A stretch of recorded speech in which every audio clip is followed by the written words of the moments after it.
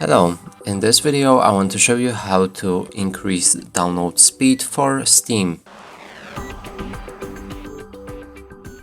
So in order to do this, we'll need to click on our Steam icon in the top left corner of our screen, move to the settings, from here find downloads.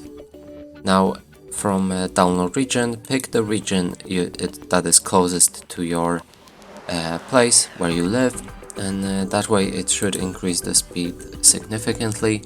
Another thing is to clear download cache. You can try that to increase speed of download.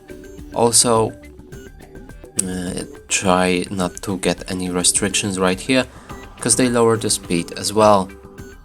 And lastly, installing games on your SSD disk might increase the speed of install and download of the games as well.